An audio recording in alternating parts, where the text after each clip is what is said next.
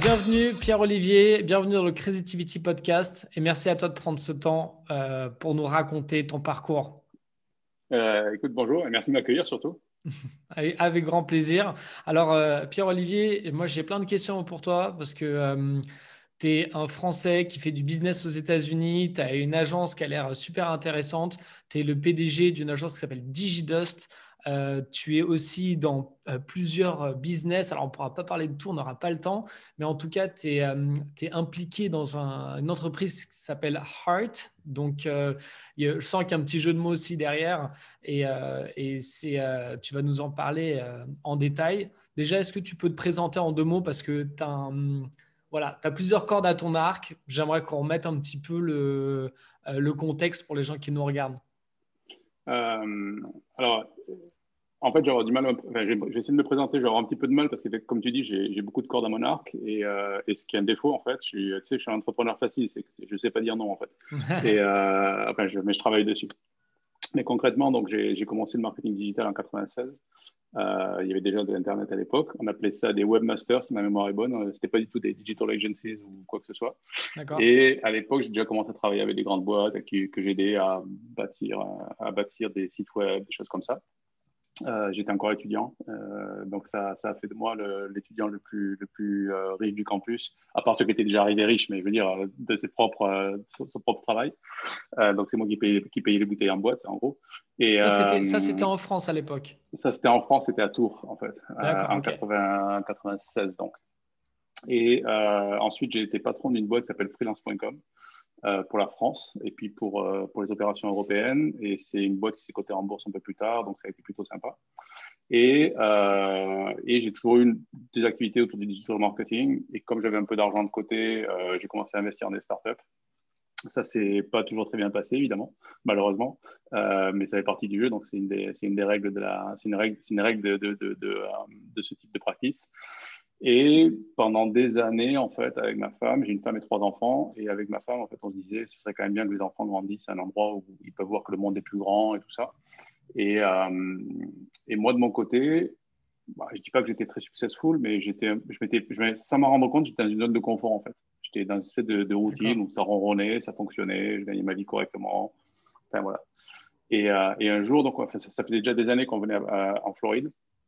Et un jour, on a juste décidé d'émigrer ici, en fait. Donc, ça a pris du temps, parce que quand tu es entrepreneur, quand t'es cadre dans une grande boîte, c'est assez facile parce que tu as une direction RH qui t'aide, qui te trouve des appartements. Enfin bon, tout est cadré en Ouais. haut. Bon, quand tu es entrepreneur, tu n'as juste rien, en fait. Donc, tu t'aperçois quand tu commences à faire la liste de tous les trucs qu'il faut faire, que la liste est très, très, très longue. Et donc en 2013, après pas mal d'organisations, en 2013, on est venu s'implanter à Palm Beach, en Floride. Donc Palm Beach, pour ceux qui ne connaissent pas, c'est 1 heure et demie au nord de Miami. Il fait évidemment un temps magnifique. J'ai plein de voisins prestigieux, dont un qui est connu mondialement, qui s'appelle Donald Trump, puisqu'il est, Ah ouais. il est à 6 miles de chez moi, ou 7 miles de chez moi, Ah ouais, juste à côté. euh, à Mar-a-Lago. C'est pas mon voisin préféré, mais c'est un des plus connus. Chacun son truc, chacun son truc. Au moins, il est connu. Voilà. Mais j'avais Serena Williams aussi comme voisine. Donc, euh, C'est donc, plus euh, sympa donc déjà, c'était c'est plutôt dans pas un mal. registre. Voilà, elle vient juste de déménager, mais je l'avais aussi elle comme voisine. Et donc, on est implanté ici depuis 2013. Et ici, j'ai développé plusieurs activités. Donc, mon Alors, attends, agence. attends, attends. Ah, Attends, je vais pardon, te couper pardon. parce que j'ai 1 milliard de questions déjà sur 36 000 parties que tu as amorcées. Donc évidemment, tout ça, c'est intéressant. On va revenir à tous les trucs que tu as dit. Mais déjà, du coup, aujourd'hui, DigiDust, donc la boîte que tu as commencé donc, quand tu étais étudiant en fait. Aujourd'hui, vous êtes combien? On est une quinzaine. Je l'ai downsizé D'accord? en fait. Enfin, j'ai réduit sa taille. Alors, des fois, j'ai un peu de mal à parler en français. Dis les deux, il n'y a aucun souci. Ouais. Voilà, tu sais, on s'est tous moqué de Jean-Claude Van Damme à l'époque, et je regrette beaucoup parce que ça le fait vraiment en fait. Donc, je regrette beaucoup Il ça. avait tout compris, Jean-Claude. Il avait tout compris avant nous. Et donc, du coup, oui, je l'ai réduit en fait. C'est-à-dire que j'ai continué à avoir Digidos qui tournait en France quand je suis parti ici. Et ici, je l'ai bâti.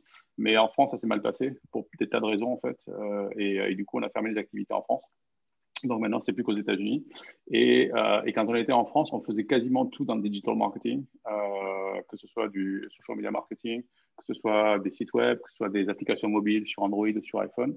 Et du coup, j'ai vraiment réduit tout ça à là où au vertical où on a le plus de valeur, en fait, c'est-à-dire en gros aider une marque à se construire et générer des leads pour simplifier. D'accord. Et donc, aujourd'hui, je travaille avec une quinzaine de personnes à peu près, qui sont dans 7 pays différents. On n'a plus de bureau. J'ai un siège Ouais, social à Miami, mais on n'a plus de bureau. Mais c'était avant Covid, en fait. On avait déjà plus de bureau. d'accord. Je suis un très, très gros fan d'une organisation et d'une boîte qui s'appelle Basecamp, parce qu'ils ont une philosophie de travail qui est juste phénoménale, que je trouve phénoménale, très Dans les créative valeurs? d'ailleurs, dans les valeurs, dans la manière de fonctionner. Euh, Toi qui es un expert de la créativité, tu sais que la créativité, c'est pas une ressource infinie en fait. Il faut la nourrir, il faut lui laisser de l'espace pour qu'elle puisse se développer. Et eux, leur point de vue, alors ils sont beaucoup plus passionnants que ça, mais parmi leurs points de vue, il y a trop travailler fait que tu perds en créativité.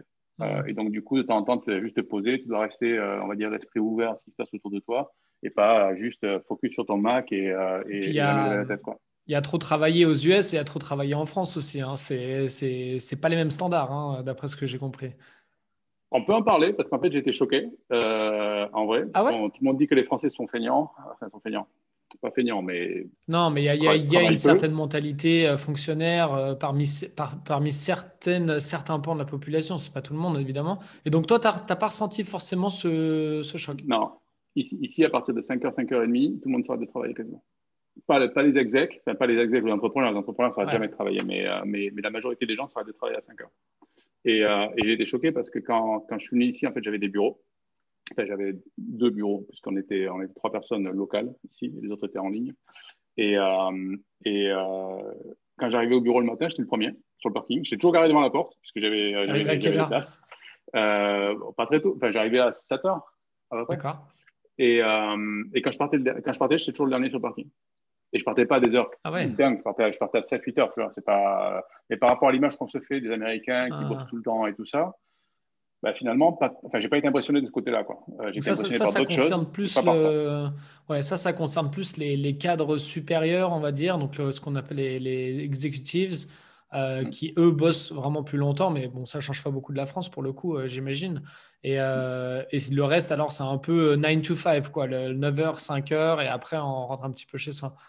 C'est complètement 9 to 5. Et après, éventuellement, pardon, tu peux commencer à recevoir à nouveau des messages après le dîner, parce que de temps en temps, ils s'y remettent un petit peu, tu vois. Le dîner ici, c'est très tôt, hein, c'est 5h30, 6h. Ah ouais. Donc enfin, eux, moi je continue à être, nous on est resté, on a gardé un peu de France, donc on est Ouais. plutôt dans les 8h, 8h30, mais le dîner c'est relativement tôt, et après effectivement ils s'y remettent un petit peu de temps en temps, donc tu peux recevoir de nouveau des emails, et tu vois qu'il y a un petit peu de vie, tu vois l'internet qui Ouais. vibre un petit peu, on va dire, ou ton Voilà, internet. on a j'ai plein de questions pour toi sur les différences US et France. Juste pour finir, donc sur Digidus, donc je me suis fait la réflexion déjà de le traduire en français, le petit jeu de mots. Donc Digital Dust, c'est donc poussière digitale. Évidemment, ça rend toujours moins bien en français. C'est aussi pour ça qu'on condense. Les Américains, ils ont cette façon de condenser des mots et des concepts. Donc Digidus, donc pas de bureau.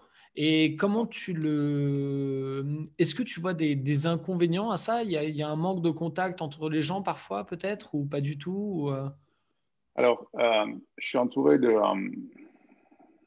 je me suis entouré de 5 personnes que je considère comme étant des partners, en fait. C'est-à-dire ils sont tous vraiment très, très bons sur leur spécialité. Leur spécialité, c'est content and community management, c'est paid traffic, c'est email deliverability, des choses comme ça. Ils sont tous très, très bons c'est vraiment des cerveaux, en fait. Et du coup, on travaille très, très bien tous ensemble. Et ensuite, on a une partie de l'équipe qui, elle, est plus en mode opération et exécution, mais qui finalement est pas très grosse. Tu vois, je te dis, 5 personnes et moi, ça fait 6. Donc il en reste 8, ou 7, pardon. Non, il en reste 9, pardon. Et, euh, et ça fait pas beaucoup de monde à manager, en fait. Si on devait grossir beaucoup plus, je pense que ça deviendrait compliqué. Ouais. Enfin, dis-moi, il faudrait qu'on structure une organisation qui redeviendrait globalement une entreprise à part entière. C'est pour ça que Il y tu a l'as des gens gardé comme... exprès comme ça, c'est ce que tu disais. Tu l'as gardé, exactement. ouais, petite En fait, échelle. on couvre quasiment tous les besoins de nos clients. Et quand on a besoin d'une expertise ultra pointue sur quelque chose, on va la chercher, en fait. Tu vois, là, typiquement, j'ai besoin de SEO. SEO, on sait faire à peu près, mais on n'est vraiment pas les meilleurs de la planète là-dessus. Et j'ai besoin de ça pour un client qui est très haut de gamme. Donc, j'ai vraiment besoin qu'on soit bon. Et du coup, on va piloter le projet. Mais le client, c'est déjà qu'on a été chercher une expertise à l'extérieur parce qu'il nous faut vraiment quelqu'un de pointu, quoi. Ah, c'est top ça. Donc vous gardez le projet, mais du coup, vous gagnez pas de l'argent sur les SEO, mais pour le coup, vous gardez le contrôle du projet, quoi. Déjà, on gagne de l'argent parce qu'on gère le projet, donc pour ça, on facture des fees. Oui, bien sûr. Mais surtout, on est sûr que ce qu'on va délivrer va être bon, en fait. C'est une tarte à la crème de dire que gagner un client, c'est plus difficile que de le. Enfin, une fois que tu as gagné un client, il faut essayer de le garder parce que c'est là que c'est le plus Ouais. intéressant, c'est vrai. Mais le meilleur moyen de le garder, c'est par la valeur. Et d'ailleurs, tu parlais de différence entre la France et les États-Unis. Ici, les clients sont assez étonnés quand je ne les loque pas dans un contrat. C'est-à-dire quand je ne leur donne pas un contrat pour 6 mois ou pour un an minimum. Ah ouais, ça, Euh, c'est marrant et, ça. euh, et globalement, la manière dont on a structuré la majorité de nos offres, pas toutes, mais parce que c'est pas possible, mais la majorité de nos offres, c'est on a des setup fees quand on a besoin de mettre en place une infrastructure ou un truc comme ça. Et après, c'est du month to month, c'est-à-dire qu'en fait, au bout de chaque mois, ils peuvent arrêter s'ils le souhaitent. Enfin, ils ont un préavis de 30 jours pour Ouais, arrêter, si tu préfères. Parce que je pars des principes que si on leur donne plus de valeur, il faut qu'ils nous virent, quoi. Tu vois, bien il y a un sûr. truc qui fonctionne pas. Alors, j'ai jamais eu un client qui nous a viré d'entrée, évidemment.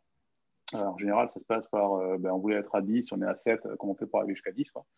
Tu vois, on ajuste un petit peu les plans et tout le monde sait qu'en digital marketing, dans tous les cas, tu peux avoir des convictions très très fortes. C'est pas pour autant que ça va s'exécuter tout de suite. Et dès qu'on lance quelque chose, en fait, on commence à regarder les datas juste après qu'on collecte pour ajuster en permanence, quoi.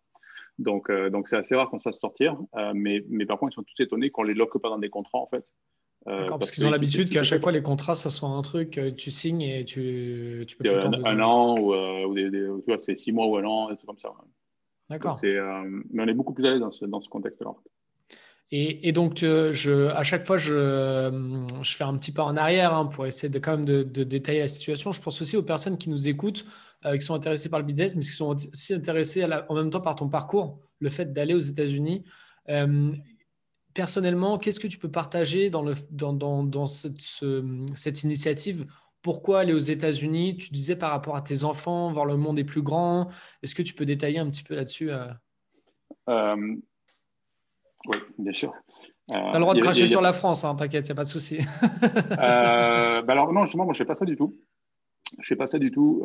Il y a une partie de la population qui vient ici, enfin, une partie des Français qui viennent aux États-Unis, principalement en Floride d'ailleurs, vient pour des mauvaises raisons, je pense. Et notamment, il y a des entrepreneurs qui ont raté en France, qui viennent ici en mode, parce que en France, ils n'ont rien compris, mais là, aux États-Unis, je vais leur montrer.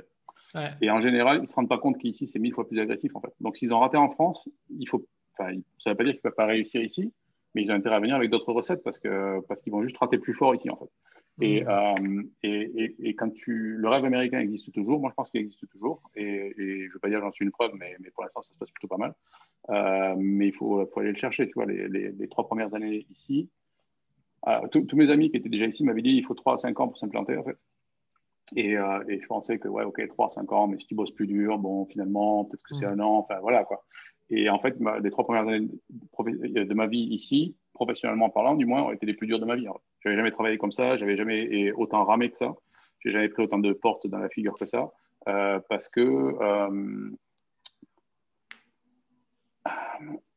qu'en fait, d'une part, je crois que je me connaissais mal et je ne m'étais pas préparé aux bonnes choses. C'est-à-dire que là où je pensais que j'allais être très faible, finalement, je m'en suis bien sorti. Et là où je pensais que j'étais plutôt fort, honnêtement, j'ai dérouillé, quoi. C'était quoi Donc, ces forces et faiblesses, si je peux me permettre? ouais, bien sûr. Tout le monde m'avait dit, quand tu vends ici, faut se survendre un petit peu, il faut pousser très fort, tu es le meilleur de quelque chose, etc., etc. Et c'est pas ma nature. Ouais. Mais quand tu as 10 copains successful qui ont fait le truc avant toi, qui te disent tous la même chose, bah, tu mets un peu ton ego de côté et enfin, tu vois, il faut faire preuve d'un peu d'humilité, quoi. Ouais. Donc, j'ai commencé à essayer de le faire comme on m'avait dit de le faire et ça n'a juste pas marché. Ça n'a pas marché pour plein de raisons. D'abord parce qu'il y avait une confusion. Je parlais pas, maintenant je parle bien anglais, mais à l'époque, mon anglais était perfectible. Mon accent était très très fort. Et paradoxalement, les clients en face, quand ils ne me connaissaient pas, ils pensaient que parce que mon anglais n'était pas forcément très bon, mes services ne seraient pas forcément très bons. Alors qu'il n'y a absolument aucun Ah lien, ouais. bien évidemment. Et pour te raconter une anecdote très rapide, un jour, j'ai rencontré le patron de 3 restaurants, mais des petits restaurants en fait, et sur un petit dossier. Et le gars m'a arrêté quasiment en 15 minutes, quoi, parce qu'il ne me sentait pas. Et Hmm. l'après-midi, j'ai eu l'appel d'un ancien ministre en France qui me dit écoute, je vais peut-être faire la primaire en France et je voudrais que tu gères ma campagne, enfin la partie digitale de ma campagne. Et après, bon, je te la fais courte. Mais en gros, ça m'a choqué que le matin, ce patron de trois petits restaurants, c'est pas péjoratif, c'est une Ouais, entreprise comme une autre, me calcule même pas en fait. Et l'après-midi, un ancien ministre m'appelle en me disant c'est toi que je veux, quoi. Tu vois, c'était le même jour. Donc ouais. du coup, c'est Tu recommences à zéro, en fait. Tu es obligé de tu mettre. recommences vraiment Ouais. à zéro. Enfin, tu arrives avec ton bagage, tu sais, tu arrives avec ce que tu Ouais. sais, évidemment, mais Mais par les contre, au autres, non. niveau relationnel, tout ça, et je dis pas qu'en France j'étais connu, mais j'avais mon petit cercle d'influence, on va dire. Et ici, je suis juste personne. Je suis toujours personne d'ailleurs. Le pays est tellement grand. Tu as des gars qui ont 2 millions de followers, qui sont toujours personne, quoi. Tu vois, donc, c'est même pas. Oui, c'est ça. Les chiffres aussi elles sont difficilement comparables. Ouais. Exactement. Donc, pour répondre à ta question, parmi les raisons pour lesquelles on est venu ici, je voulais que les enfants parlent anglais parfaitement. Je voulais qu'ils voient une autre culture, une culture qui est très très en mouvement en fait. Là où peut-être en France on est plus posé. Le principe de précaution qui est très présent en France, il n'existe pas trop ici en fait. Par exemple, juste pour te donner un Ouais. exemple. Je dis pas que c'est une mauvaise chose parce que le principe de précaution de temps en temps il nous sauve un peu il nous sauve un peu les fesses. Ouais. Mais de l'autre côté, tout est beaucoup plus lent en fait. Et quand je vois les opportunités que j'ai ici, je me Ouais, ce dis que que tu pour me les enfants, disais. ça va être la même chose, quoi. Le premier truc que tu apprends à dire, c'est non, en fait. Et moi qui étais l'entrepreneur facile, qui disait oui très souvent, j'ai vraiment appris à dire non, quoi. Ouais, parce que tu me disais qu'il y avait énormément de. C'est pas un mythe qu'aux États-Unis, on a plus d'opportunités, on a plus. Ça arrive un petit peu de partout, ça bouge plus facilement, quoi. Ben, pour te donner une idée, alors, la deuxième, je ne pourrais pas te dire ce que c'est, mais globalement, cette semaine, et on est mercredi, hein. Lundi, on a conclu un deal, en fait, et je vais rentrer au capital d'un restaurant aussi, d'ailleurs, pour le coup, qui est un restaurant que j'adore, parce que c'est déjà une chaîne, ils en ont déjà 5, ils vont en bâtir 10 de plus, en fait, ou on va en bâtir 10 de plus, non, puisque je suis dedans. Donc ça, c'était lundi, en fait. Et en fin de semaine, je vais recevoir une proposition pour aider une boîte qui se monte, que je trouve magique, en fait, pour les aider sur leur marketing. Et ils ont absolument personne, donc du coup, ils veulent me donner une partie d'un equity en action et une partie après, tu payes les budgets marketing pour Digidas, etc., etc., tu vois. Ouais. Et ça, c'est juste cette semaine, en fait. Alors, il se trouve que tu tombes sur la bonne semaine parce que c'est deux options que j'ai vraiment considérées et que je vais faire. Enfin, la deuxième, on verra avec quoi ils reviennent, mais je pense ils vont faire une offre qui sera correcte. Mais juste pour te donner une idée, tu vois, je rentre dans deux boîtes cette semaine, quoi. Ouais. Alors, c'est pas comme ça toutes les semaines, je te rassure. Non, non, non, Mais, mais voilà, mais par ça, rapport à quand tu c'est une étais en photo, quoi, tu vois. France, c'était plus difficile. C'est toi qui devais aller plus chercher ce genre de deal. C'est ça que tu dis, en fait. Les deals qui m'ont arrivé quand j'étais en France, beaucoup, alors pas tous, puisqu'il y en a où j'ai investi, mais beaucoup étaient manqués de maturité, en fait. Ils n'étaient pas. Honnêtement, je ne veux pas faire du French bashing parce que j'adore la Non, non, France non, mais bien sûr, mais c'est et pour. De autres. toute façon, là, on fait un peu des clichés, hein. Là, on est un peu dans Mm, la France versus les US. C'est pour voir, c'est des petites tendances, hein. On n'est pas là pour dire c'est blanc ou noir, évidemment. mm. Mais les opportunités qui arrivent ici, typiquement celle des restaurants, par exemple, je rentre au capital d'une boîte où il y a déjà 5 restaurants, on va en faire 10 de plus. Le gars, le fondateur, il connaît son rayon par cœur, son concept est magique. Et d'ailleurs, c'est une licorne, c'est une licorne rose le logo, donc son concept est vraiment très magique. D'accord. Et les investisseurs que j'ai amenés autour de la table, en fait, sont des gens que je connais très très bien, qui sont très très bons, ils savent ce qu'ils font, en fait. Donc, ça a fonctionné ou pas, j'en sais rien, parce que tu sais jamais au début, mais là, pour le coup, on est quand même pas trop mal parti, quoi. Tu vois, et les D'accord. 5 premiers restaurants qui tournent déjà bien, etc. C'est assez rare d'avoir ce type d'opportunité-là. Et l'ensemble du dossier s'est bouclé en 3 semaines, quoi. Tu vois, c'est pas un truc dont on parle Ouais. depuis des mois et des mois et des mois, quoi. On s'est mis autour de la table il y a 3 semaines, on a dit pourquoi on ne ferait pas ça, et ben, ça y est, on est en train de le faire, quoi. Et alors où je te parle, il y a un general contractor, une entreprise de maçonnerie et tout ça, quoi. Enfin, je sais plus, je suis désolé, je vais permettre le mot. Il n'y a pas de Qui souci, est, ça qui fait est, longtemps que tu es aux US. On comprend. Tu as une excuse. et j'ai une excuse comme Jean-Claude. Il y a un general contractor en ce moment qui est dans le restaurant de Miami, qu'on va ouvrir d'ici 3 semaines, qui est en train de faire les travaux, tu vois. Et Ouais. je te parle le deal s'est fait lundi, quoi. Donc Ouais, ça va très très vite, quoi. ouais, d'accord. Ouais. Ah, c'est incroyable ça. Donc, de ce que j'avais vu aussi, tu étais, alors je sais pas comment on dit en français, consultant stratégique et pour cette entreprise qui s'appelle Hart, donc H-A-R-T. Ouais. Donc, parlons un petit peu de cette entreprise. C'est dans les produits laitiers. Il n'y a pas que le lait, j'imagine, et c'est lié à ce qu'on appelle le grass-fed beef, c'est ça? C'est ça. Alors pour l'instant, il n'y a que du lait. Ah, d'accord, il n'y a que Et, du et lait, voilà. ok. Et on va s'en tenir à ça pour l'instant, mais Ok. il y aura probablement d'autres trucs un jour. Euh, En fait, alors c'est marrant parce que pour te raconter l'histoire, comme ça va te donner une vraie Ouais, photo de la manière dont ça peut se faire ici, en fait. Un de mes amis m'appelle, il me dit, voilà, j'ai monté une boîte, c'était en février dernier, ou janvier dernier, je ne sais plus.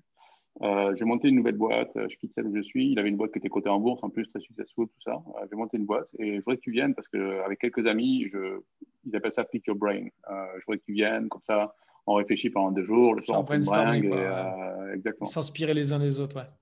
Et donc, je dis, ouais, avec plaisir, évidemment. Et puis, il me dit, tiens, d'ailleurs, il faudra que je te présente un copain à moi qui s'appelle Tim Connell. C'est un néo-zélandais, il connaît bien le rugby, toi, tu connais bien le rugby aussi, donc vous aurez des trucs à vous dire. Donc, bon, super. Donc, je vais à Orlando et je rencontre le Tim Connell en question.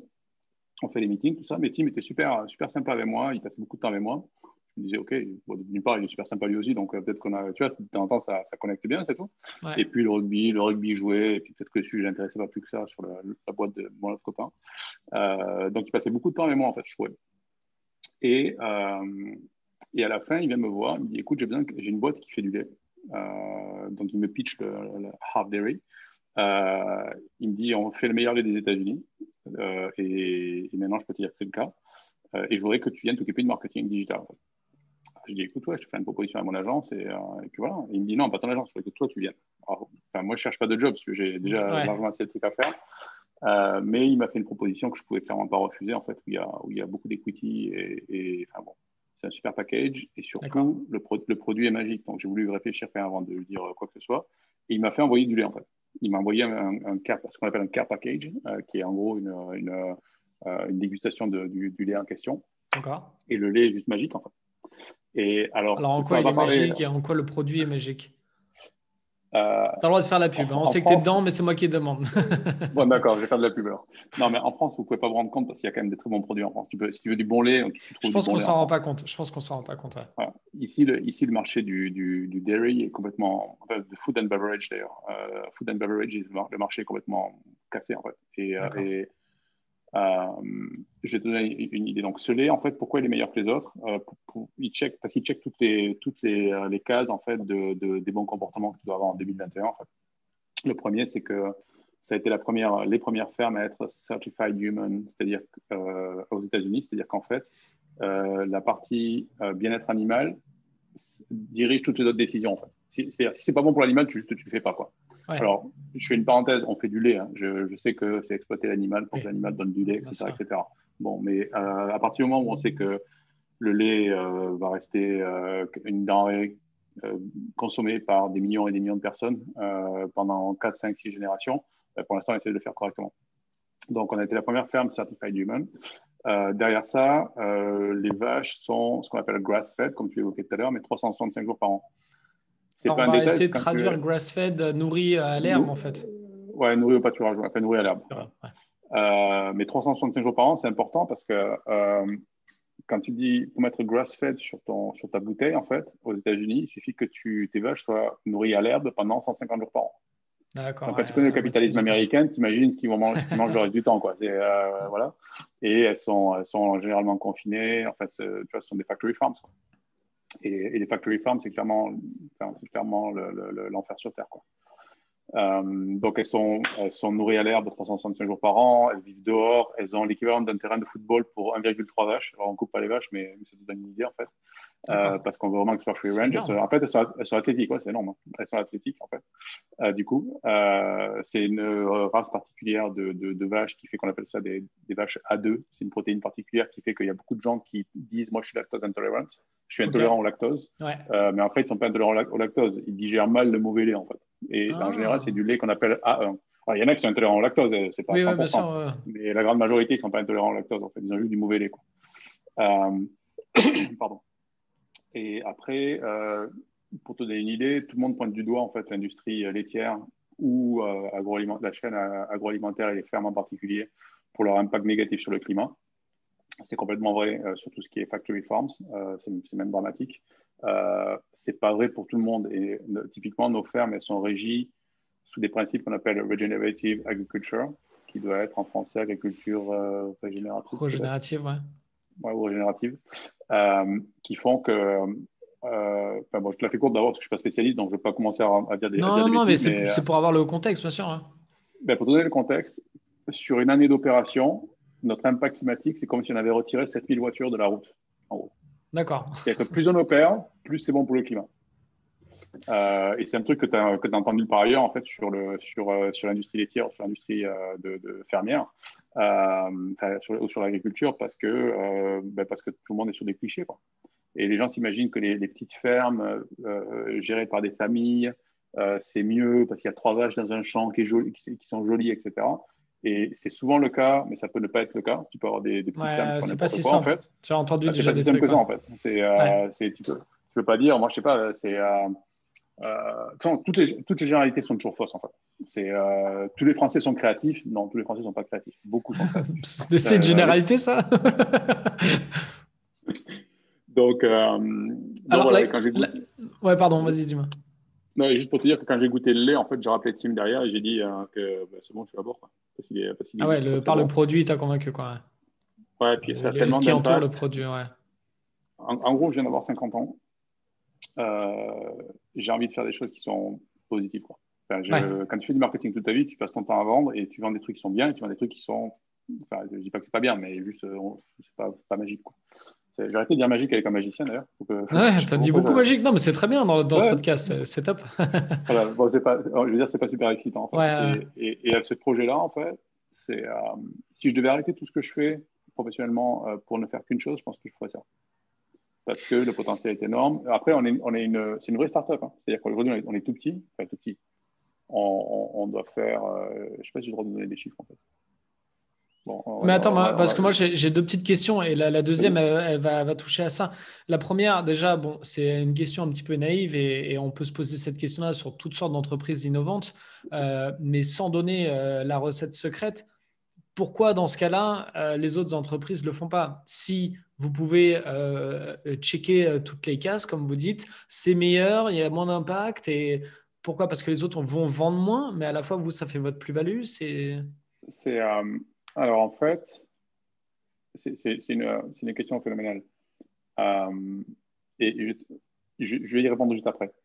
En fait, j'ai recruté une équipe de tournage qui est en train de documenter, de filmer en fait tout ce qu'on fait. Enfin, pas tout ce qu'on fait, mais Nice. beaucoup de ce qu'on fait. Ouais. Et qui va nous filmer pendant 3 ans ou 4 ans. Et dans 4 ans, on Ah, va sortir un documentaire. Parce que en gros, il y a des chiffres que je peux essayer de te donner. Notre plan, en ce moment, on est dans 200 magasins seulement aux États-Unis. C'est pour ça que je dis d'accord. qu'on est une startup, on est une startup en fait. Ouais. On est seulement dans 200 magasins. On sera dans 9000 à la fin de l'année, à peu près, Ah et ouais, 35 000 à la fin de l'année d'après. d'accord. Donc, en gros, on a une vraie phase d'accélération maintenant. Alors, je ne peux pas t'expliquer pourquoi c'est maintenant que ça se passe, mais globalement, il y a une vraie logique industrielle derrière, évidemment. D'accord. Il y a des choses qu'on ne pouvait pas faire avant et autres. Et la difficulté quand tu essaies de faire du lait de la qualité d'une autre, c'est qu'il faut que ça scale sans perdre cette qualité-là, en fait. Il faut que ça Ouais. grossisse sans perdre cette qualité-là. Et donc, il a fallu un peu de temps pour mettre en place les conditions pour qu'on puisse grossir justement sans rien perdre. Et donc, du coup, j'ai pris cette équipe de tournage-là parce que dans 3 ou 4 ans, je vais sortir un documentaire en disant, regardez, on peut le faire, on peut créer un leader national, et leader national aux États-Unis, c'est Hmm. lourd, hein. On peut créer un leader national tout en faisant les bons choix et tout en étant euh, euh, euh, mené par l'éthique, en fait. Et d'ailleurs, on a le support de USDA. USDA, c'est le département de l'agriculture aux États-Unis, c'est l'équivalent du D'accord. ministère de l'Agriculture en France, si tu veux, qui nous soutient parce qu'en fait, les factory farms, pour eux, c'est un problème aussi. Tout le monde est en train de les montrer du doigt. Leur impact sur le climat est phénoménal. Leur impact sur la condition animale, c'est atroce, quoi. Enfin, je sais pas, j'ai même pas de mots pour les définir.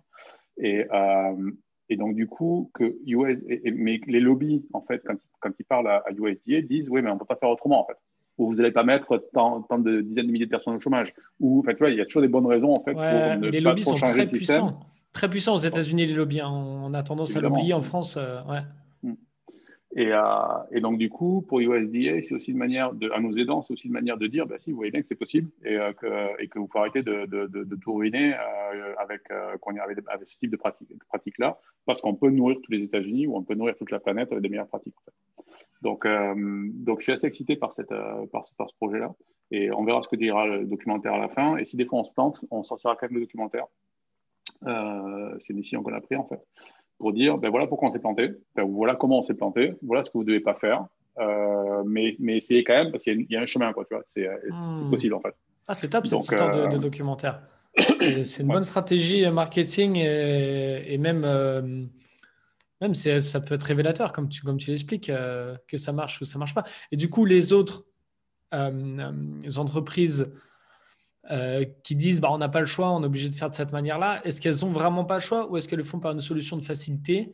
Est-ce qu'elles sont enfermées dans un système et il est difficile d'en sortir et effectivement, elles vont devoir virer plein de gens et tout changer? C'est quoi le... Quand tu as une société, en fait, une entreprise qui est déjà 100% de son outil de production, qui a été structurée d'une certaine manière, changer pour devenir ce qu'on est nous, par exemple, Ouais, c'est très, c'est très compliqué. très compliqué. C'est quasiment remonter une boîte, en fait. Malheureusement, ou heureusement plutôt, il va falloir qu'ils y passent. Mais pour l'instant, ils freinent des cas de fer parce que ce changement-là leur fait peur, quoi. Et après, il y a des Ouais. entreprises qui ne peuvent pas le faire. C'est-à-dire que nous, on triche un petit peu. On est installé en Georgia, en Géorgie, dans ce qu'on appelle la Green Belt aux États-Unis. C'est-à-dire qu'on est Ouais. sur une zone où tu peux laisser tes vaches dehors toute la journée, toute l'année. Il fait jamais trop froid, jamais trop chaud. Bon, en vrai, l'été, on a des brumisateurs pour elles, mais pour les vaches, pour qu'elles soient au frais. Mais il fait jamais trop froid, jamais trop chaud. Et tu vois, il y a beaucoup de grosses marques de lait aux États-Unis qui sont dans l'État de Washington, par exemple. L'État de Washington, Hmm. à cette heure-ci, t'es pas dehors. Hein. Ouais. Le météo, c'est une C'est catastrophe. clair. Ben voilà, donc, du coup, ils peuvent même pas le faire, en fait. Donc, ils y viendront parce qu'ils n'auront pas le choix. Il y a des lois qui commencent à sortir, en fait, pour essayer de légiférer un petit peu sur le food and beverages, sur le secteur de la nourriture. Typiquement, pour que les entreprises qui font du lait végétal à base de plantes ne puissent pas appeler ça du lait parce que ça n'est pas, en fait. Donc, c'est une Ouais. loi qui est passée en Californie dans quelques temps. Et c'est pas un point, ils peuvent l'appeler comme ils veulent. Ce sont des produits qui ont leur marché. On contexte, enfin, moi, je conteste pas du tout, d'ailleurs. Et c'est très bien. Mais juste, ils veulent arrêter de créer de la confusion. Et notamment parce qu'on sait que le lait d'amande, typiquement, ça a des qualités nutritionnelles catastrophiques, ça a un impact écologique catastrophique, mais ça continue à être trendy pour plein de raisons. Et ce qu'il faut bien comprendre, c'est que moi, quand j'ai rejoint Harve Dairy, j'ai lu 40 bouquins sur l'agriculture, l'industrie laitière, la distribution de lait. Enfin, j'y connaissais rien, en fait, donc il fallait bien que je me muscle un petit peu là-dessus. Ouais. Et donc, du coup, maintenant, je suis devenu bien plus éduqué que la moyenne sur ce secteur-là. Ouais. Mais la majorité des gens, en fait, déjà 70% des décisions d'achat se font devant le linéaire, en fait, se font Ouais. en magasin. Et les gens veulent faire les bons choix. Et personne n'est idiot à se dire, non, mais moi, je veux boire les pourris, en fait. Tu vois, Ouais, les bien gens sûr. veulent faire les bons choix. Donc, ils se rabattent sur des mots-clés qui sont notamment organiques. Organique, c'est l'équivalent de bio en France. Parce que les gens se disent, ah, ok, alors c'est organique, ça doit être bon, en fait. Ouais. Juste parce qu'ils ne savent pas, en fait. Et Oui, mais ils voient comme tu grass-fed. disais, il peut y avoir le label alors que ça n'engage que 150 jours par an, des vaches, etc. Ça ne veut pas forcément dire que c'est grass-fed. Ouais, Tu peux c'est... avoir une vache, pardon, tu peux avoir du lait ou même de la viande, c'est pareil, qui est organique, venant de vaches qui n'ont jamais vu la lumière, en fait. Ouais, Mais ça reste organique, tu vois. Donc, ouais, oui, le lait contient rien de nocif pour toi, on va le dire comme ça, mais la vie de la vache a été une catastrophe. Les vaches laitières aux États-Unis vivent entre 3 et 5 ans, en gros. Les nôtres, elles vivent entre 10 et 12 ans, en fait. Juste pour te donner une idée, rien à tu vois. voir. Et les vaches peuvent même vivre, certaines peuvent même vivre plus vieux que ça, tu vois. Donc, le fait de se rabattre sur des mots-clés comme ça, parce que les gens veulent faire le bon choix, quand tu es un père de famille ou une mère de famille, tu veux acheter ce qu'il y a de bien pour tes enfants, quoi, tu vois, Ouais. c'est juste un problème d'éducation. Et on a un vrai problème avec ces labels-là parce que les gens croient qu'ils font bien et ils font mal, quoi. Et ça change quand même pas mal aux États-Unis, cette histoire d'organique. Et comme tu disais, c'est trendy, donc tendance en français. Il y a une grosse tendance Alors bon, je vais mettre un peu tout dans le même panier, hein, excuse-moi pour ça, mais il y a beaucoup de végétariens, il y a beaucoup de cette histoire de grass-fed, nourri à l'herbe, le bœuf, le lait, le beurre, etc. Et il y a énormément de trucs qui sont plant-based, c'est vraiment donc à base de plantes. Il y a énorme, tout ça, c'est très tendance. Et du coup, c'est cette tendance qui vous tire et qui fait naître des startups comme Heart. Euh, Clairement, ça y contribue. Après, moi, notre positionnement, on va pas contre le plant-based milk, par exemple, ou les plant-based dairies, euh, parce qu'il y a un marché pour ça et il y a des gens qui boivent ce lait-là. Alors, certains le boivent pour des mauvaises raisons, Ouais, mais d'autres le boivent pour des convictions fortes qui sont les leurs et ça se respecte complètement, tu vois. ouais, bien Donc, sûr. j'ai même pas d'avis par rapport à ça. Par contre, pour moi, nous, notre ennemi, c'est ce qu'on appelle conventional milk, qui est en gros le lait de base, on va dire, le lait de vache de base, qui a des qualités nutritionnelles catastrophiques, où les vaches sont traitées comme tu peux l'imaginer. Enfin, tu vois, c'est juste une horreur. Et pour nous, c'est l'ennemi parce que c'est celui-là qui font lever les étagères. Ouais. Et on est en train de se battre pour sortir à un prix sur l'étagère qui va quand même rester accessible parce que normalement, vu la qualité de lait qu'on sort, si tu veux, si on mettait le vrai prix, ce serait hors de portée de Ouais, la c'est ça majorité qui des est familles. difficile hein, en général. Pas de la majorité des familles, mais de beaucoup de familles. Et on veut vraiment. Ça vient de tellement loin tout ça. Typiquement, aux États-Unis notamment, on a martelé pendant des années que la graisse, c'était mal. Donc, du coup, il fallait manger des produits light. Et c'était complètement fou, en fait. On le sait aujourd'hui, c'est prouvé scientifiquement. Le gras, ça gêne pas du tout. Enfin, C'est le type comme de d'habitude. gras, ouais. Non, même pas, c'est le sucre. C'est les carbs, en fait, ce qu'on Ah oui, appelle non, le mais sucre. oui, oui, après, il y a certains gras saturés, je sais pas quoi, il y a des gras, il faut pas en abuser non plus, sinon, voilà, c'est normal que. Mais, Règle de base de la bonne nutrition, c'est qu'il faut abuser de rien, en fait. ouais, c'est clair. Dans l'excès, tout est nocif, en fait. Mais des gras qui sont vraiment mauvais, dans des proportions normales, il n'y en a quasiment pas. D'accord. Par contre, des sucres qui sont mauvais, c'est globalement tous. Euh, et, euh, et le fait de faire consommer notre lait, typiquement, on a 4 laits aujourd'hui. Enfin, on vend 4 laits. On vend whole milk, c'est-à-dire du lait entier, 2% skim milk, c'est-à-dire du lait écrémé, et chocolate milk, parce que tout le monde veut du chocolat, c'est trop bon, en fait. Et, Ok. euh, mais typiquement, le whole milk, c'est notre produit star, il est juste exceptionnel et je pourrais en boire toute la journée. Chocolate milk, il est cool, c'est au chocolat, voilà. Les deux autres, et ça, enfin, je suis désolé, je sais que c'est public, mais j'assumerai, c'est de l'eau blanche, quoi. Alors, notre blanche à Ouais. nous, elle est meilleure que celle des autres, mais ça reste de l'eau blanche. Et dans un monde parfait, il devrait y avoir juste du lait entier, en fait. Et les Ouais. gens reculent sur le lait entier en disant non, mais c'est trop gras, c'est trop épais, ou je sais pas quoi. Mais ce type de graisse-là, typiquement, il y a eu des études qui ont démontré que ça luttait contre l'obésité des enfants aux États-Unis. Ouais. Si au lieu de leur donner du Ouais, lait mais j'avais. léger, il leur donnait du lait entier, ce serait bien meilleur pour leur santé. Tu vois. Bon, on pourra parler du lait pendant des heures, je trouve ça super intéressant. On va avancer un petit peu, j'aimerais parler un peu plus de toi. Donc, moi, ce que bon, il y a énormément de choses que je retiens. Ce, ton implication dans cette startup, ça te prend, tu m'avais dit 20-25% de ton temps, c'est ça à peu près. Et Un peu plus en ce moment, mais un peu plus parce on est à un la peu veille d'un gros plus. lancement, donc là, ça me prend un peu plus. Mais globalement, c'est ça. Voilà, ok, donc disons 20-30, tu as DigiDust, t'investis à côté. Comment tu arrives à jongler avec tout ça? Comment tu arrives à gérer ton temps? Est-ce que tu dis non à beaucoup de choses comme tu disais? Est-ce que tu fais passer les priorités? Comment ça a évolué ça un petit peu dans ton quotidien? Euh, alors en fait, c'est marrant parce que plein de gens se posent cette question-là, enfin, me posent cette question-là, et finalement, je ne vois pas ça comme une difficulté parce que je ne sors pas de ma enfin, de ma zone de confort. Je ne sors pas de ma zone d'expertise, on va dire. À Hard Dairy, je m'occupe que du D'accord, digital marketing. Je suis d'accord. incapable de te dire comment on gère le sol pour qu'il séquestre du carbone. Pardon, je sais pas. Ouais, Euh, le restaurant que j'évoquais tout à l'heure, j'ai aidé à mettre le deal ensemble en mariant l'entrepreneur et les investisseurs, mais je vais m'occuper de leur marketing en fait. Donc finalement, ça reste du Digidust. Enfin, ce serait un client de Digidust, ce ne serait pas si différent que ça. Et le fait que je sois actionnaire de cette boîte-là, c'est juste un modèle économique en fait. Donc c'est pas ouais, forcément différent. Euh, je fais beaucoup d'investissements immobiliers, enfin beaucoup, pas beaucoup, mais j'en fais pas mal ouais. parce qu'on est en Floride et parce que les rentabilités ici, c'est 10-12%, 15%, tu vois, donc Ah ouais. bon, ça vaut le coup de regarder quand même. Mais la raison pour laquelle j'en fais autant, c'est que ma femme est broker immobilier. Donc, Hmm, du coup, c'est elle qui gère, en fait. Et j'ai évidemment d'accord. confiance en elle. Donc, c'est elle qui trouve des dossiers en disant, voilà, tiens, si on met 10 là, ça va rapporter ci, ça ou ça.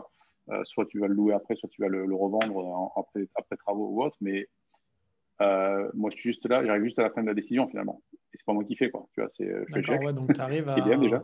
à. Ouais, Mais par contre, ça ne me prend pas tant de temps que ça, quoi. Et puis, comme d'accord. elle a déjà fait toute due diligence avant, ce qui est assez génial, c'est que avec le temps, je me suis retrouvé super bien entouré, quoi. Donc là, ma Hmm. femme évidemment, mais les gens chez Digidesk, les 5 personnes dont je te parlais, enfin, la majorité, je travaille avec eux depuis des années. J'ai une totale confiance en eux. Je leur tourne Ils le sont dos des quand il faut. partenaires ou salariés ou un mix ou. Partenaire. Euh, partenaire et après honoraire ou salarié, ça dépend lesquels. D'accord, ok. Parce qu'ils n'ont pas tous les mêmes contextes en fait, Ouais, bien et par sûr. contre, ils font tous autre chose à côté en fait. Ils ont tous D'accord. une ou deux boîtes à côté aussi parce que, parce que quand quelqu'un est bon, en fait, d'abord, il n'a pas besoin de toi, il n'a pas besoin de chercher un emploi. Il Ouais. sort un emploi tout seul. C'est pour ça que je demande. C'est Euh, pour ça que je demande. Tu disais, ce sont des cerveaux, comme tu les as décrits, et je me posais la question. Ouais. Et il y en a un d'entre eux alors, que j'aime beaucoup, ça fait des années que je vis avec lui, que je travaille avec lui, plus de 15 ans, je crois. Il est très très bon. C'est vraiment un cadre sur tout ce qui est génération de leads, LinkedIn, B2B stuff et tout ça. Et il va ouvrir un restaurant à huîtres sur le bassin d'Arcachon. Tu vois, Rien à voir. rien à voir en fait. Ah, Et donc voilà, donc en gros, pour répondre à ta question, je suis très très très bien entouré, je pense.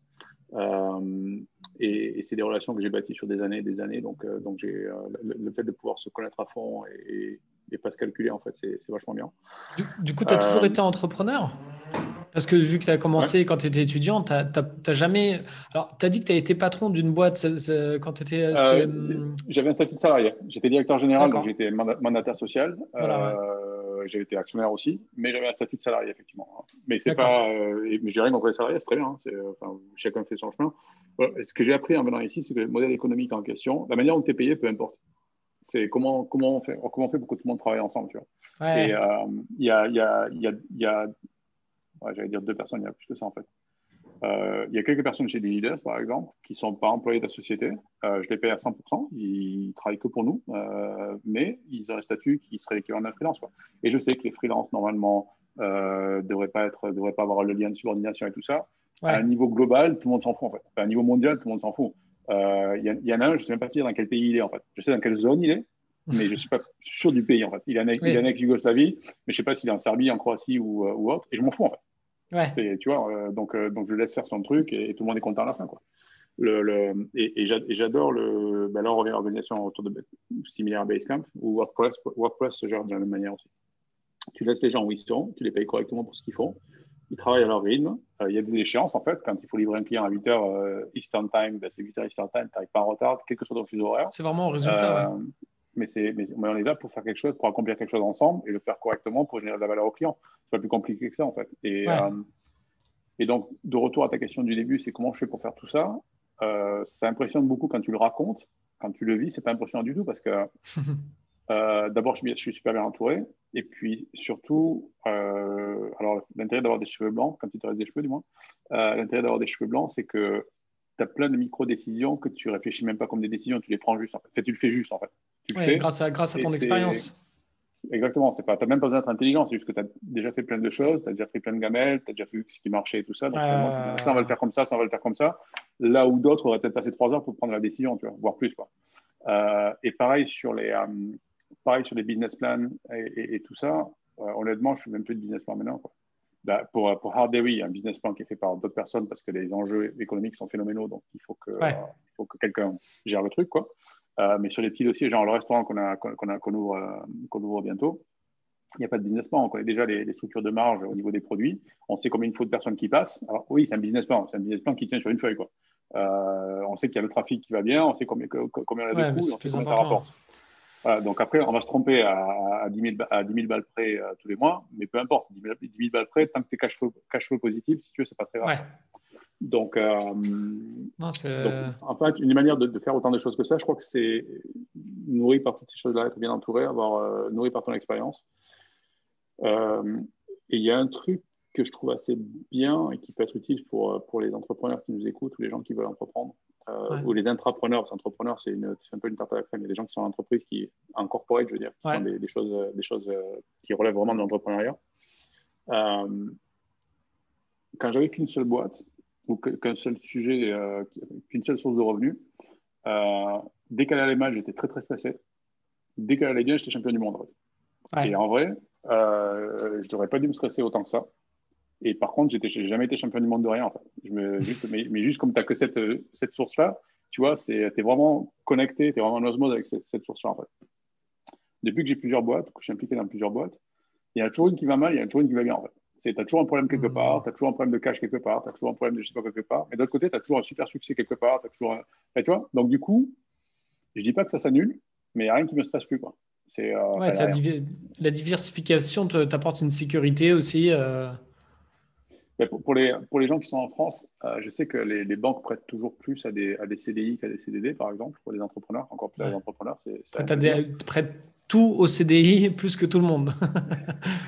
Mais quand tu es sérieux, enfin, moi, quand j'avais des employés, si je voulais virer quelqu'un demain matin, je pouvais, en fait. C'est juste une question d'argent. Mais tu peux t'avoir être en CDI, je vais juste te faire un chèque, il va partir demain matin.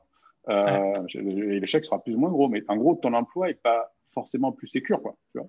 Non, bien sûr. Euh, Moi, la probabilité que je ne travaille pas demain matin, elle est nulle. Enfin, si, je suis mort. Mais sinon, j'aurai du boulot demain matin et après-demain, personne ne va me virer. Je vais peut-être me faire sortir d'un ou deux dossiers, parce que pour plein de raisons, en fait.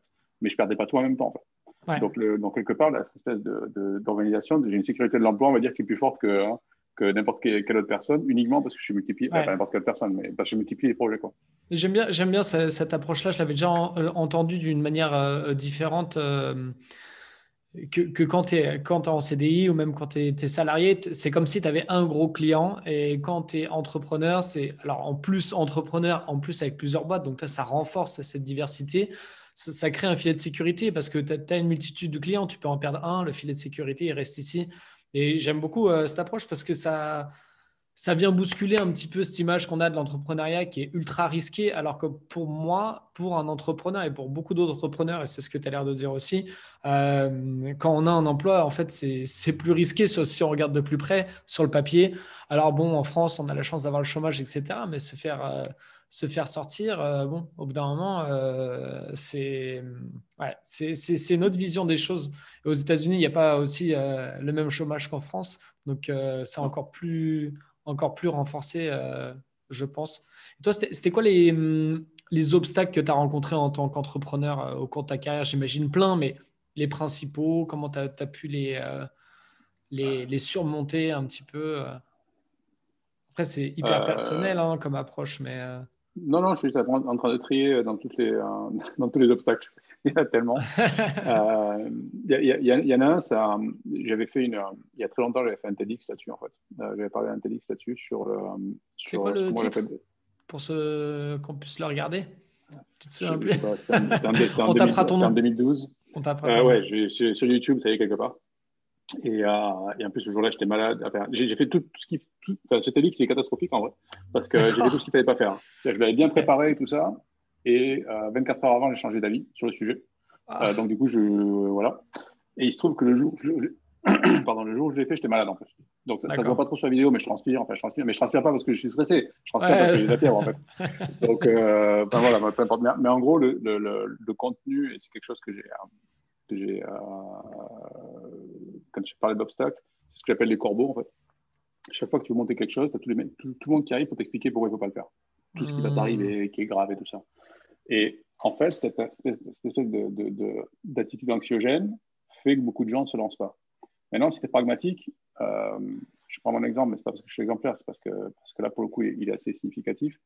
Je suis parti aux États-Unis, j'avais pas énormément d'argent de côté, j'avais trois enfants dont un en bas âge, j'étais marié, j'avais monté une boîte ici, je ne partais pas avec un salaire.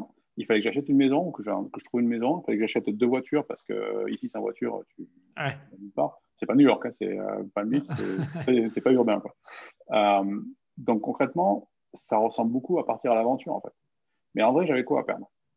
Dans le pire du pire du pire, je prends une grosse dérouillée ici, je reprends l'avion, je rentre en France, je bosse le lendemain matin parce que quand tu veux vraiment globalement sauf si c'est dans des niches particulières, quand tu vraiment tu trouves du boulot. Et je repars. Et oui, il y a plein de gens qui vont dire ah, il est parti aux États-Unis, il s'est planté. Je m'en fous en fait. Dites ce que vous voulez, les gars. C'est pas vous qui payez mes factures, quoi. Tu vois, Ouais, donc, ouais, faut séparer en fait, faut séparer les peurs qu'on a des peurs de ce que vont dire les gens et de se dire au final qu'est-ce qui peut arriver de pire? C'est une bonne question à se poser parce que ça nous permet de prendre un pas de recul en fait. le, quoi que tu fasses, quoi que tu dises, il y a des gens qui vont t'adorer et pour les mêmes raisons, il y a des gens qui vont te détester en fait. Ouais, C'est le, il y a, enfin, tu le vois en France, c'est genre ces salauds de patrons qui s'enrichissent. Bah, je suis un patron, je me suis enrichi, je suis pas sûr d'être un salaud, mais c'est probablement une question d'angle de vue en fait. ouais, Et tu as d'autres mecs qui vont dire c'est génial, il est parti là-bas et ça c'est en train de bien se passer et tout ça. Et donc, du coup, c'est exemplaire. Enfin, c'est exemplaire, c'est inspirant. C'est pas exemplaire, mais c'est inspirant, du moins. Et c'est pour exactement la même chose. Et il n'y a aucune chance que je puisse plaire à tout le monde, en fait. Donc, ouais. au final je m'en fous, en fait. Et C'est une donc, bonne approche, le j'aime bien. risque, euh, le risque que j'avais, c'était perdre de l'argent que j'avais déjà. C'est l'argent qui m'a permis de venir ici parce qu'il faut payer pour l'immigration, il faut payer pour à peu près tout et n'importe quoi. Donc, c'était perdre cet argent-là, mais c'était mon argent, c'était pas l'argent que j'avais emprunté. Donc, c'était pas forcément grave. Au pire, tu repars en bas, quoi, tu vois. Et c'était de revenir la queue entre les jambes 6 mois plus tard ou un an plus tard, quoi. Et j'ai aucun souci avec ça si des fois tu te plantes. Tu te plantes, enfin, je me suis planté des milliers de fois. Tu te plantes toujours quand tu essaies de faire des choses. Tu vois, par contre, si tu fais rien, c'est sûr que tu ne te planteras pas, hein. Donc, du coup, je pense que ça vaut le coup de le tenter et de voir de voir ce qu'il en ressort. Et il se trouve que ça vient de tourner. Très franchement, là, autour des 2 ans, 2 ans et demi, j'avais déjà des scénarios dans la tête où il fallait que je rentre. Hmm. Parce que c'était tellement dur, je me disais, putain, jamais t'arrives au bout, quoi. Il y a eu des mois, le 28 du mois, je savais pas comment je payais les employés, quoi. Le Ouais. 28 du mois. Et je te parle pas de me payer à moi, je parle juste de payer les gens, quoi. Donc, du coup, ça met une forme de pression. Tant que tu as de Parce que tu l'épargne, ça n'arrivais va. pas à Quand tu as trouver plus des clients, d'épargne, c'est ça? ouais, j'avais pas assez de clients, j'avais trop de coûts, mes coûts étaient trop élevés, les clients que j'avais, c'était pas les bons. En plus, il y a une sorte de cercle vicieux, c'est-à-dire que tu vois, aujourd'hui, Digest tourne bien, malgré ça pourrait être mieux, parce qu'on vient quand même de se taper une année Covid et le marketing n'était pas très à la mode pendant les 12 derniers mois. Mais globalement, ça va bien. C'est correct. Donc, je peux continuer. Si je vois un client que je ne sens pas pour plein de raisons, je peux dire non, en fait. Quand tu es en train de mourir de faim, le premier gars qui est prêt à faire un chèque, c'est un client, quoi. Tu vois, Ouais, bien sûr. et si tout d'un coup, il veut que tu arrêtes le marketing et que tu vends des voitures, ben ouais, bien sûr, on va vendre des voitures, pas de problème. Tu vois, parce que t'as pas le choix, en fait. Tu n'as juste pas le choix. Mais Ça c'est me un dit quelque cercle chose. vicieux parce que ça dit quelque chose. Je ne sais pas s'il y a des infographistes un jour qui vont nous regarder, mais c'est un petit peu fais-moi le logo en échange de visibilité, tu vois, c'est un petit peu la même chose. Ouais, Donc, tu es obligé de dire oui parce que tu n'as pas le choix. Et ces 3 premières années-là étaient vraiment très comme ça, quoi, tu vois. C'est le premier mec qui arrivait qui était prêt à faire un chèque, c'était mon client, je suis d'accord. Moi, j'étais déjà d'accord, quoi. Et alors que maintenant, on a la chance d'avoir structuré ça et enfin, la chance, c'est quand même un peu de boulot, mais maintenant, là, j'ai plus ce problème-là. Et plus tu prends, notamment aux États-Unis, tu peux te faire mettre au tribunal pour. J'aime pas les chemises bleues, je vais te mettre au tribunal, quoi. Tu vois, c'est ça n'a pas le de sens, I mais je sue peux le faire, you, en fait. c'est la phrase Ouais, qui arrive tout de suite, quoi. I'm gonna sue you. Ouais, Et du coup, quand tu choisis les mauvais clients, quand tu sens que ça va pas bien se passer, mais que tu n'as pas le choix, bah, tu peux tomber sur un client qui va faire beaucoup de mal à ton entreprise, et voilà. Mais tu n'avais pas le choix, en fait, donc tu as ta chance, ouais. quoi. Et ça, c'est une des grosses différences aux US, je Mm. pense. Ouais. Alors, là, je sais que tu vas devoir y aller dans un petit moment. Est-ce que tu peux donner, tu l'as déjà quasiment fait, hein, mais est-ce que tu peux donner trois petits conseils à des entrepreneurs ou à des intrapreneurs, tu l'as très bien dit, qui nous regardent, parce que c'est pas forcément qu'on est son propre patron, qu'on n'a pas cet esprit d'initiative et d'apprentissage comme pourraient l'avoir plein d'entrepreneurs dans des boîtes. Donc, est-ce que tu peux donner trois petits conseils qui deviennent comme ça? Tu as dit lance-toi, ça c'était déjà un, j'imagine. Après, J'ai peur d'être très bateau parce que les conseils que tu lis partout, c'est globalement ceux qui marchent, en fait. C'est pour ça que tu les lis partout, d'ailleurs.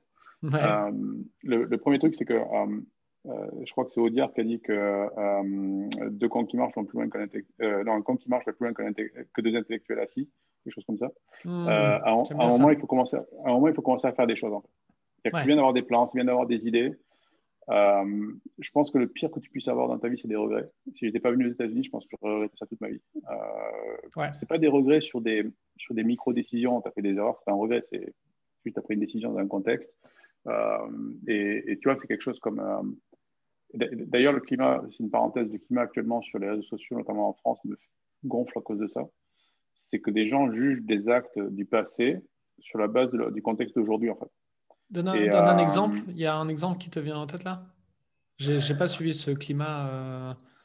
typiquement, les gens qui vont dire que, j'en sais rien, tu vois, En exemple. on va parler le passé colonial de la France, pour Ouais, prendre un ok, truc qui est d'accord. vraiment, vraiment polémique. Oui, aujourd'hui, c'est inacceptable, je suis d'accord. Et juste cette idée-là est inacceptable. Sauf que les trucs qui sont passés il y a 50 ans, 80 ans, un siècle, moi, je ne les prends pas sur mes... C'est pas moi. Quand Lafayette a libéré les États-Unis et a fait de nous le meilleur allié des États-Unis, c'est pas grâce à moi non plus. Tu vois, Ouais, je prends pas le bon, mais je prends pas le mauvais non plus, en fait. Et par rapport à ce contexte, je prends un truc plus simple que le colonial, parce que le colonial, c'est trop polémique. Mais tu vois, la place de la femme dans la société. Il y a énormément à faire aujourd'hui. On n'est toujours pas arrivé là où on devrait être. Mais si tu juges la place de la femme dans les années 60 en France avec le regard de 2021, oui, évidemment, ouais, bien sûr. tu vois, c'est n'importe quoi. À l'époque, c'était pas si n'importe quoi que ça, parce que tu peux pas changer des opinions aussi rapidement que ça, en fait. Bien Tu sûr, peux bien pas passer sûr. du blanc au noir ou du noir au blanc en 6 mois juste parce que, on s'aperçoit que c'était pas bien, en fait. Ouais. Donc, pour revenir comment dire, à ta question, j'aimerais bien que les gens arrêtent de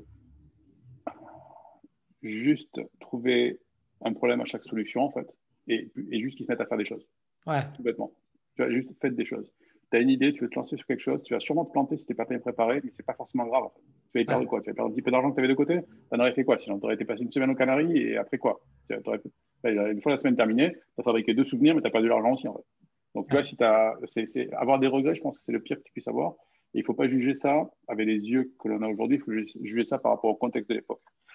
Donc, le premier, Hmm. c'est faire des choses et les faire pour de vrai, en arrêtant de se faire peur. Je dirais ça. Le deuxième, c'est faites confiance aux gens. Alors, je vais mettre des parenthèses à ça parce que c'est un peu dangereux. Euh, Moi, je donne ma confiance à tout le monde, tout le temps, totalement. Et tu vois, on ne se connaît pas depuis super longtemps, mais je t'ai laissé driver le truc et j'ai une totale confiance en toi là-dessus. Ok. Et globalement, de temps en temps, ça m'a joué des tours, mais pas si souvent que ça.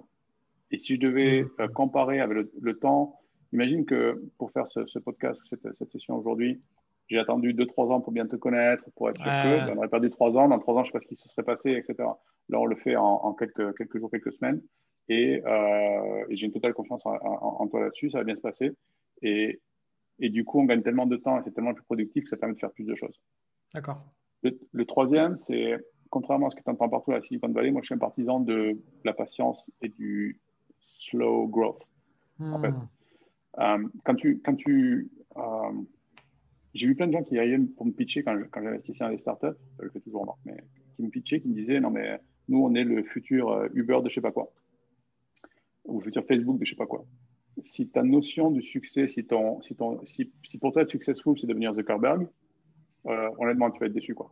Il y en a Ouais. 3 dans le monde qui ont réussi à le faire avec Jeff Bezos, Zuckerberg, Elon Musk et 2 ou 3 autres. Ouais. Tous les autres milliards ont raté, en fait. Donc, ils ne sont pas devenus à ce niveau-là. Hmm. Euh, donc, en fait, la première chose que tu dois faire, c'est définir quel est ton succès.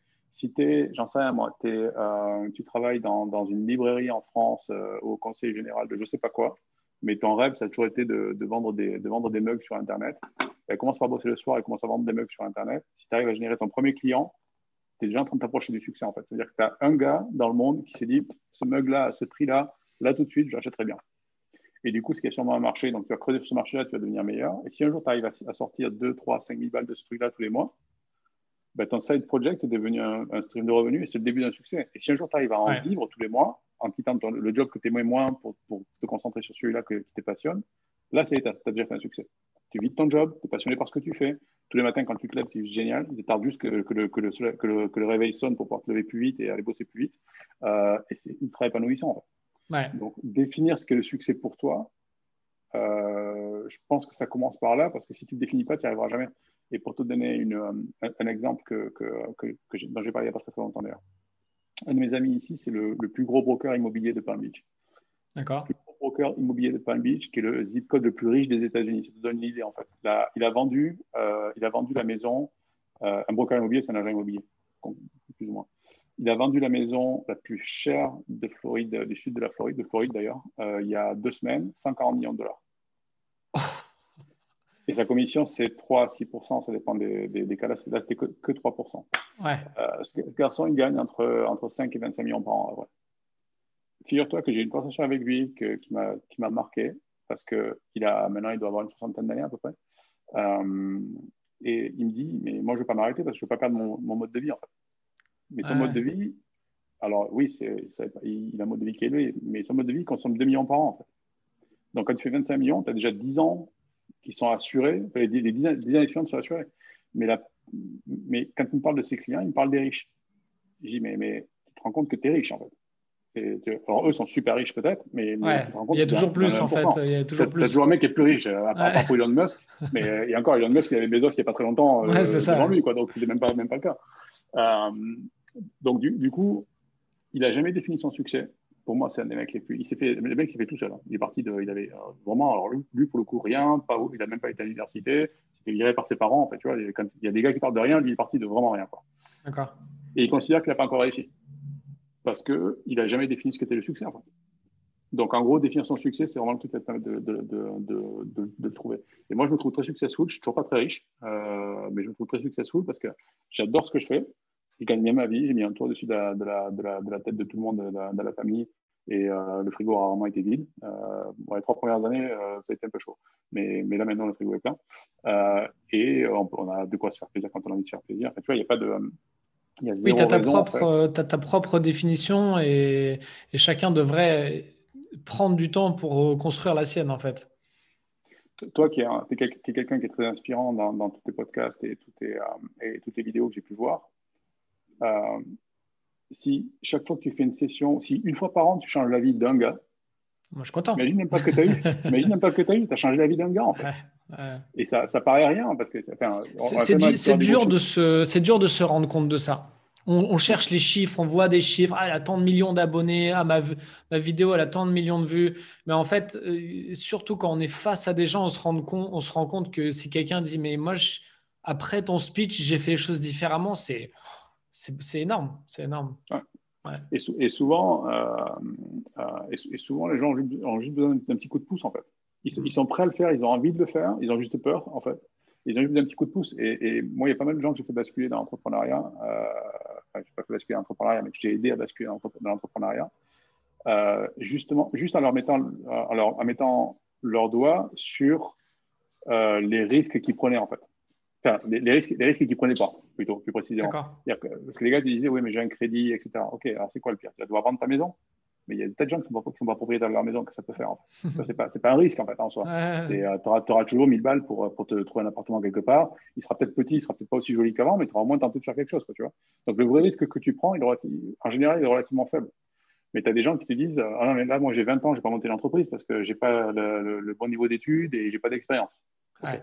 Alors, j'ai 35 ans, je n'ai pas monté l'entreprise parce que je viens d'avoir un enfant et j'ai un crédit sur ma maison. Il y a toujours une excuse. J'ai 50 ans, je n'ai pas monté l'entreprise, je suis trop vieux, en fait. C'est clair.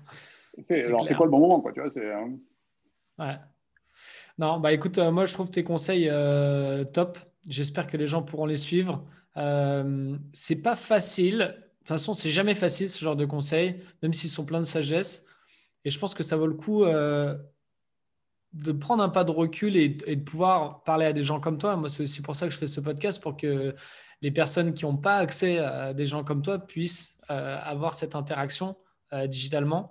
Et écoute, moi, je trouve ça top. Je ne vais pas te prendre plus de ton temps. Je pense on a Merci, couvert c'est déjà gentil. énormément de sujets et je t'en remercie. Comment nous, on peut t'aider? Où est-ce qu'on peut te suivre? Comment on peut continuer la conversation? Alors, en général, je suis PO Carl partout, POCRLES. Quand je dis partout, c'est Ouais, Instagram, Twitter, on va Clubhouse partager un lien. Ouais. ou n'importe où. J'ai une newsletter d'ailleurs, pocarl.com, D'accord. où je partage beaucoup de choses comme ce que je viens de partager là. En fait. D'ailleurs, l'histoire du broker immobilier est dedans, Ah, cool. que je l'ai écrite il n'y a pas très longtemps.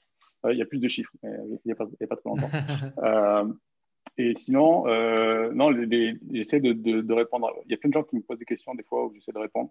Donc, n'hésitez pas. Et soyez indulgents si je ne réponds pas tout de suite, mais me joindre par Twitter, c'est sûrement le plus simple.